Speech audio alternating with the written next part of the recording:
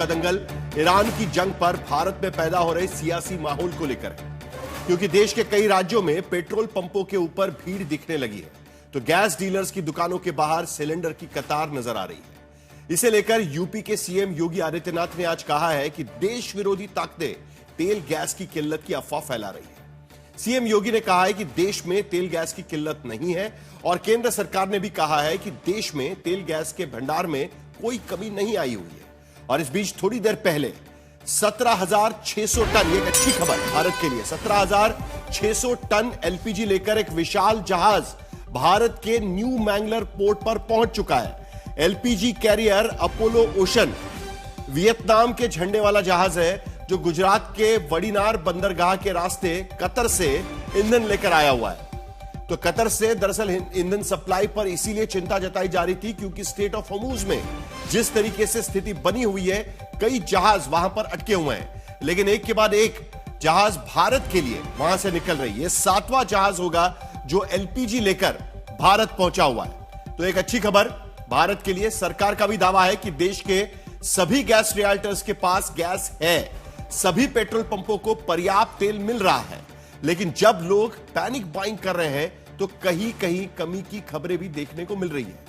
ऐसी सूरत में अब केंद्र सरकार की ओर से बड़ा कदम उठाया जा रहा है और आज की एक बड़ी खबर यही है, यानी कल 27 मार्च को शाम 6:30 बजे प्रधानमंत्री मोदी देश के सभी राज्यों के मुख्यमंत्रियों के साथ एक वीडियो कॉन्फ्रेंसिंग पर बैठक करने वाले हैं। इस बैठक में पश्चिम एशिया के हालात के कारण देश में पैदा हो रही चुनौतियों को देखते हुए जरूरी कदम उठाने पर चर्चा की जाएगी। तेल गैस के संकट से पैदा हो रही चुनौतियों से निपटने के लिए राज्यों की ओर से उठाए गए कदमों पर भी चर्चा की जाएगी, जिसमें टीम इंडिया के स्पिरिट को दिखाने की कोशिश हो सकती है। खास बात इस मीटिंग की यह है कि उन राज्योों के सीएम इस मीटिंग में नहीं होंगे जहां चुनाव हो रहे हैं, यानी असम, बंगाल, केरल, तमिलनाडु और पुडुचेरी के चीफ मिनिस्टर इस मीटिंग में नहीं होंगे। इन राज्यों के चीफ सेक्रेटरीज को उनके साथ में एक अलग से मीटिंग प्रधानमंत्री के द्वारा की जाएगी, यानी इन जहां पर चुनाव हो रहे हैं वहां के चीफ सेक्रेटरी प्रधानमंत्री के साथ बैठक करेंगे। मतलब सरकार की पहल से इतना तो साफ है कि ईरान जंग के बाद जो हालात अब बनते जा रहे हैं वो कठिन और ज्यादा चुनौतीपूर्ण नजर आ रहे हैं, क्योंकि पिछले ही हफ्ते प्रधानमंत्री मोदी ने संसद में बयान दिया था और अब कुछ नियंत्रण में होने की बात कही गई थी, लेकिन उन बयानों के हफ्ते भी नहीं गुजरे हैं, लेकिन देश के अलग अलग हिस्सों में तेल और गैस की पैनिक बाइंग चल रही है। कई बार सरकार कह चुकी है कि पैनिक करने की कोई जरूरत नहीं है, लेकिन उसके बावजूद कई राज्यों से खबर आ रही है कि पैनिक बाइंग की जा रही है। ऐसे में सरकार की राज्यों के मुख्यमंत्रियों से बैठक में क्या होने वाला है, क्या सरकार की तैयारी पूरी है, आखिर गैस और तेल की किल्लत की अफवाह कौन उड़ा रहा है, क्योंकि योगी आदित्यनाथ तो दावा कर रहे हैं कि देश विरोधी ताकत इस तरीके की अफवाह उड़ा रहे हैं। इन्हीं सभी सवालों पर हम दंगल में चर्चा करेंगे, लेकिन पहले ये रिपोर्ट देखते हैं।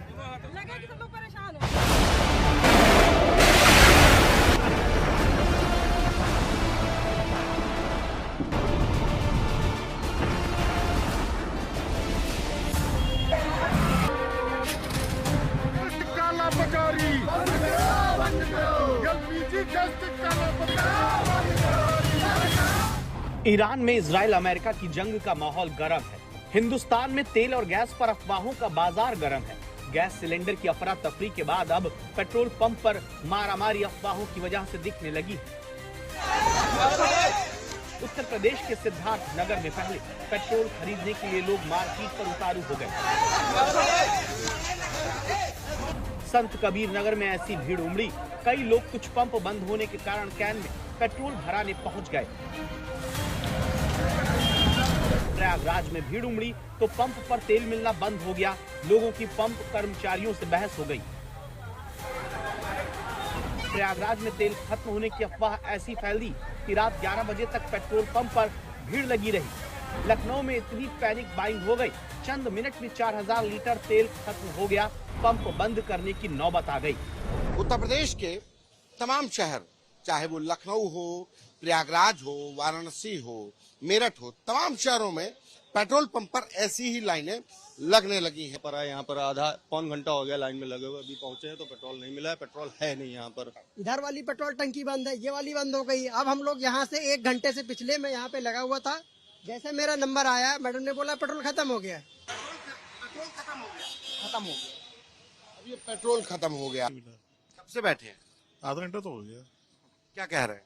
आधा घंटा हो गया है मुझे बैठे हुए। क्या कह रहे हैं? 1 घंटे बाद मत बोल रहे, 1 घंटे बाद मिलेगा। हालांकि लखनऊ में पेट्रोल पंप मालिकों का कहना है पंप पर तेल की कमी नहीं है, बल्कि लोगों की खरीद इतनी बढ़ गई कि टैंकर मंगाने भरने की भी फुर्सत नहीं मिल पा रही है।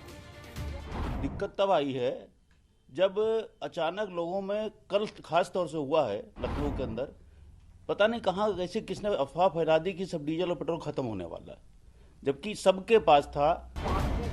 वैसे सरकार बार बार बता रही है तेल और गैस की कतई कमी नहीं, लेकिन अफवाह के चक्कर में आकर लोगों में घबराहट है। कुछ लोग हैं जो अफवाह फैला करके माहौल खराब करना चाहते हैं।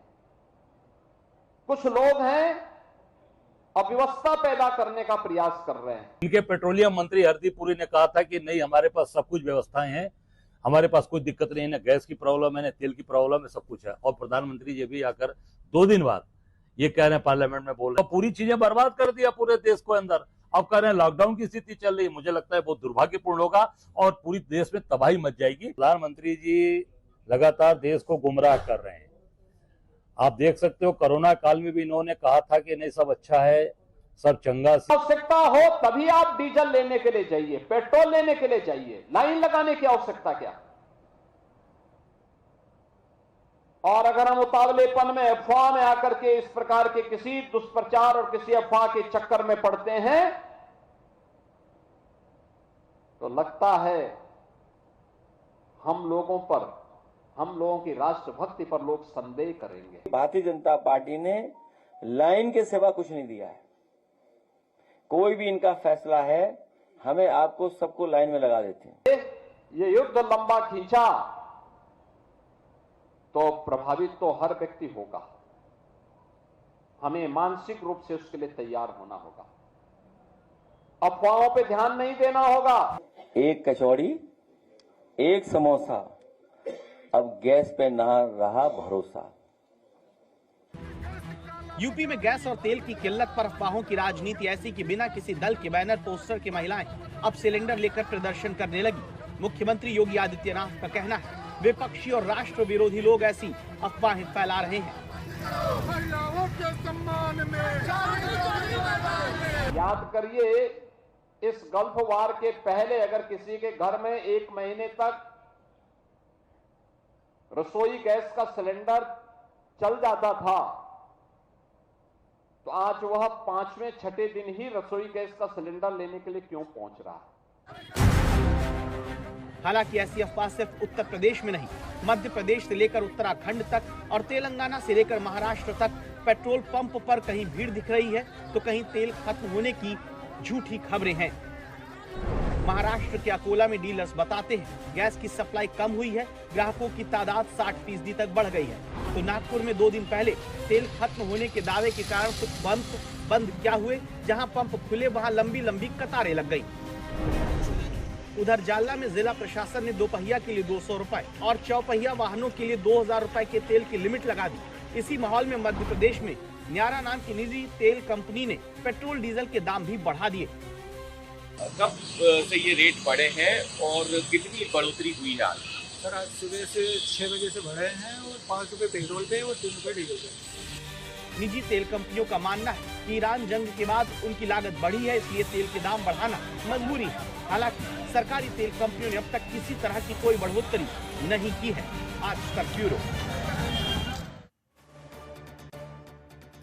तो पिछले हफ्ते भर से लगातार सरकार के तरफ से 4 बजे प्रेस कॉन्फ्रेंस की जाती है और हर प्रेस कॉन्फ्रेंस में सरकार की तरफ से दावा किया गया है कि अगले 60 से 65 दिन तक तेल की पूरी स्टॉक देश के पास है। उसके साथ साथ गैस की कमी हो सकती है, लेकिन एलपीजी की यानी डोमेस्टिक गैस की कोई भी कमी नहीं है।